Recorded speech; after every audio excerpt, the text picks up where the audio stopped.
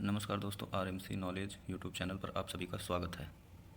तो आज हम इंटरव्यू में पूछे जाने वाले पावर फैक्टर से रिलेटेड टॉप 5 क्वेश्चंस के बारे में जानेंगे और उसको फुल्ली एक्सप्लेन करेंगे।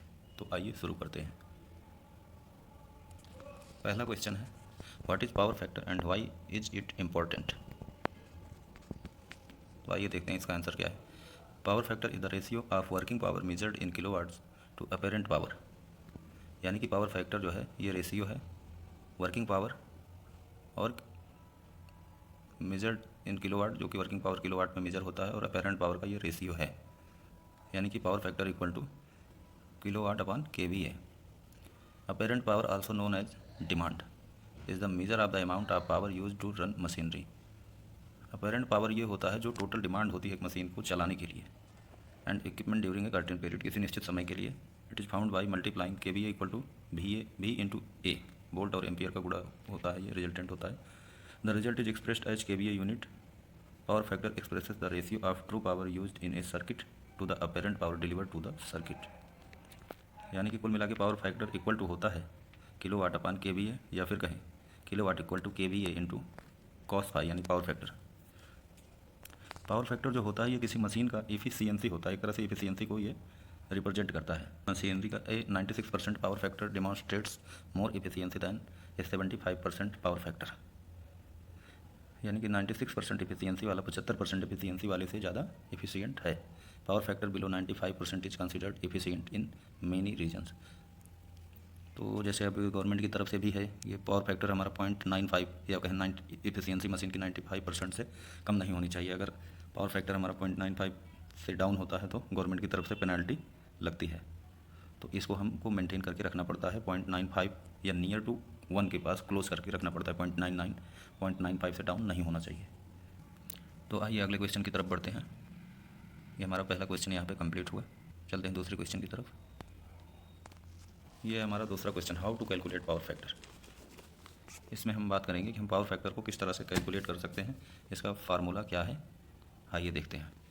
To calculate power factor you need a power quality analyser. Power quality analyser होता है जैसे इसको मेजर करने का एक यंत्र है, और power analyser that measures both working power kilowatt and apparent KVA and to calculate the ratio of kilowatt upon KVA, यानी कि कॉस फाई। जैसे कि यहाँ पे पावर ट्रायंगल बना हुआ है, तो हम देख रहे हैं ये हमारा आधार हो गया, ये हमारा कर्ण हो गया, ये हमारा लंब है,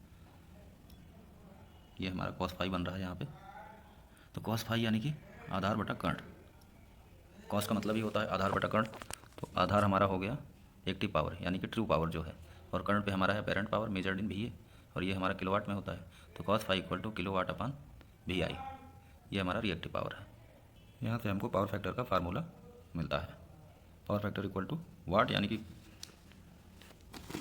ट्रू पावर जो है, और अपान में अपेरेंट पावर VA। यहाँ पे where watts measured useful power while VA measuring supplied power, और ये हमारा यूज़फुल पावर है जो कि हमारा यूज़ में आता है। It's essentially useful power to supply power.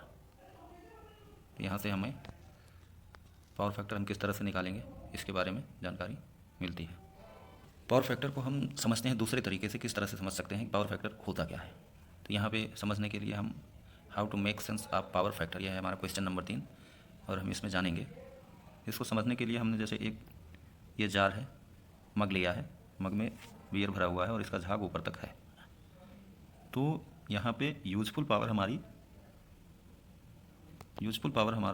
ये तो हमारा यूजफुल पावर हो गया, और यहाँ से लेके यहाँ तक जैसा कि दिख रहा है बेस्ट पावर, और टोटल हमारी जो डिमांड ये है। तो यहाँ पे यही बताया गया है, ये जो हमारा डिमांड है, डिमांड ही हमारा अपेरेंट पावर है। जैसा कि देखिए BR इज एक्टिव पावर, यानी कि ये हमारा एक्टिव पावर, यानी कि जो हम यूज़ करते हैं, जो पावर हम एक्चुअल में यूज़ करते हैं वो है हमारा एक्टिव पावर, जिसे हम किलोवाट में डिनोट करते हैं। The useful power are liquid BR is energy that doing work, जो काम कर रही है। फॉर्म हमारा है वेस्टेज, यानी कि जो हमारा वेस्ट हो जाता है, हम उसको जिसको यूज़ में नहीं ले सकते, जो हमारा एनर्जी तो खुद कंज्यूम करता है लेकिन हम उसको यूज़ नहीं कर पाते हैं। तो ये हमारा हो गया KVAR, यानी कि रिएक्टिव पावर जो होता है। VI साइन फाई वाला कंपोनेंट जो होता है वो हमारा रिएक्टिव पावर हो जाता है, ये वेस्टेज है। और the mug is apparent power KVA, यानी कि ये हमारा टोटल पावर जो हमको डिमांड पावर जिसे बोलते हैं, ये इसको हम अपेरेंट पावर बोलते हैं। ये बहुत ही बढ़िया एग्जांपल है इसको समझने के लिए, पावर फैक्टर होता क्या है और इसमें पावर फैक्टर में कितने तरह की पावर हैं। पावर 3 तरीके का होता है, active power, reactive power, apparent power. Active power useful component होता है जो किसी सर्किट में यूज़ में आता है, वो पावर जो हम यूज़ करते हैं किसी मशीनरी को चलाने के लिए, जो एक्चुअल में यूज़ होती है उसे एक्टिव पावर कहते हैं। रिएक्टिव पावर वो है जो यूज़ नहीं होती है, यानी कि जो लॉस प्रोड्यूस करती है, एक तरह से ये लॉस ही है। और अपेरेंट पावर होता है ये टोटल पावर जो हमारी डिमांड होती है किसी मशीनरी को चलाने के लिए। तो यहाँ तक हम 3 क्वेश्चन का आंसर जान चुके हैं। अब आइए बढ़ते हैं अगले क्वेश्चन की तरफ। तो अगला क्वेश्चन है हमारा जो सबसे ज़्यादा इंपॉर्टेंट है, how poor power factor affect machine efficiency. तो ये हमारा, इसका मतलब है कि हमारा पुअर पावर फैक्टर, अगर हमारा पावर फैक्टर ख़राब है तो ये हमारा मशीन की दक्षता पे क्या इफेक्ट डालेगा, किस तरह से इफेक्ट डालेगा। तो आइए इसको समझते हैं, ये बहुत ही ज़्यादा इंपॉर्टेंट है।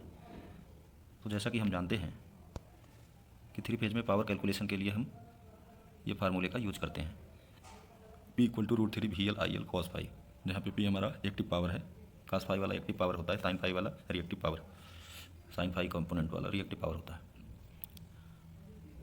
और VL है हमारा लाइन वोल्टेज, इन वोल्ट होता है, और IL है हमारा लोड करंट, इसे एम्पियर में मापते हैं। cos फाई पावर फैक्टर है, तो यहाँ इस फॉर्मूले से हमारा cos फाई = निकल आएगा P/√3 VL IL, और यहाँ से IL फिर हो जाएगा P/√3 VL × cos फाई। तो यहाँ से जो पावर है हमारा, पावर P और VL और √3 ये सारी कांस्टेंट वैल्यू है, तो ये सारी कांस्टेंट हैं, तो हमको जो मिलता है वो IL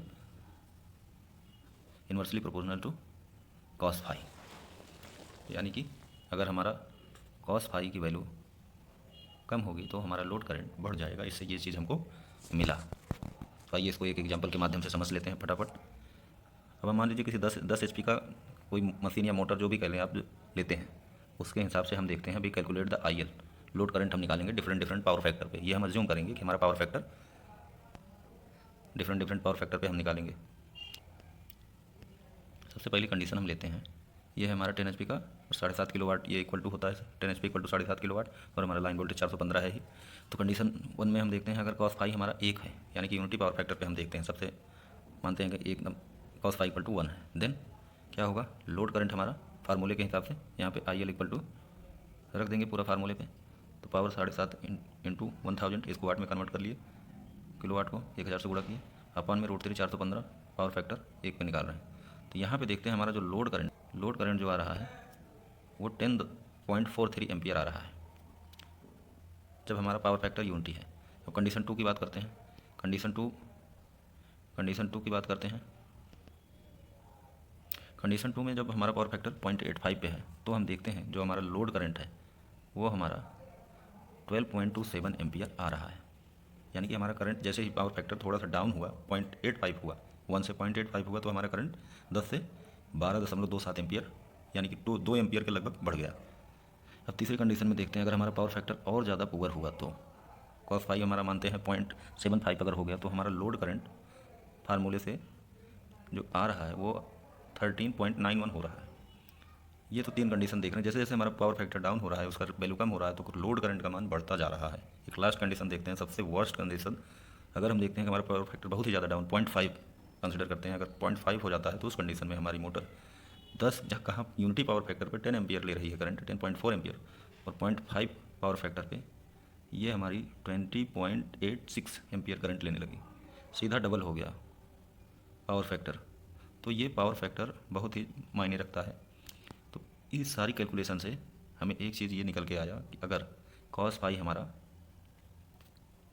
अगर हमारी पावर फैक्टर की वैल्यू नियर टू 1 रहेगी, तो हमारा लोड करंट जो होगा,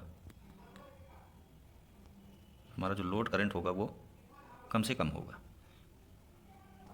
तो ये हमारे लिए सबसे अच्छी बात है कि हम पावर फैक्टर को फिर इसीलिए मेंटेन करके रखना होता है। और जैसे ही हमारा पावर फैक्टर डाउन होता है तो हमारा लोड करंट बढ़ने लगता है। ये सबसे बेकार कंडीशन है,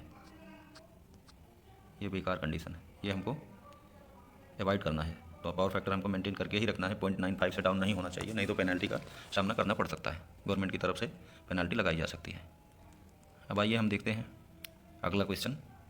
यहाँ तक हम 4 क्वेश्चन को देख चुके हैं जो कि 4 के चारों इंपॉर्टेंट है। अब आइए अगला क्वेश्चन देखते हैं।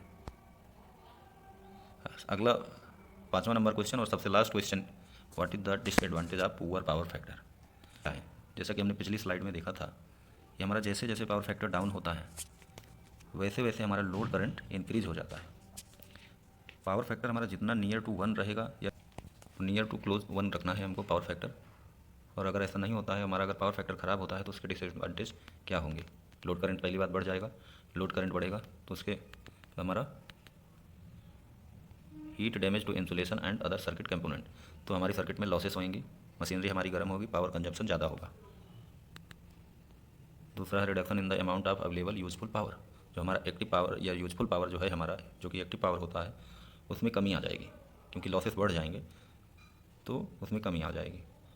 और पावर फैक्टर, तीसरा पॉइंट है पावर फैक्टर जब हमारा पुअर हो जाएगा, पावर फैक्टर पुअर होने की वजह से लोड करंट बढ़ जाएगा, तो करंट बढ़ेगा तो हमको या तो लॉसेस भी बढ़ जाएंगे। उस कंडीशन में हमें रिक्वायर्ड इंक्रीज इन कंडक्टर, तो करंट बढ़ेगा तो हमको कंडक्टर की साइज़ भी बढ़ानी पड़ेगी, पतले की जगह तो बढ़ा के लगाना पड़ेगा, मोटा वायर यूज़ करना पड़ेगा, उसकी डायमीटर बढ़ानी पड़ेगी। और लॉसेस बढ़ जाएंगे, इसकी जिस कार्य के लिए हम मशीन लगाएं उसकी दक्षता घट जाएगी, तो उसके लिए हमको इक्विपमेंट की साइज़ भी बढ़ानी पड़ेगी, तो टोटल हमारा लॉस ही लॉस है।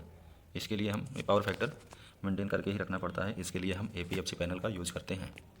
आज के समय में APFC आ गया है, ऑटोमेटिक पावर फैक्टर कंट्रोलर, वो अपने इंटेलिजेंस के आधार पर चलता रहता है, लोड के कैलकुलेट करता है और उसके हिसाब से वो कैपेसिटर को चार्ज डिस्चार्ज करता रहता है।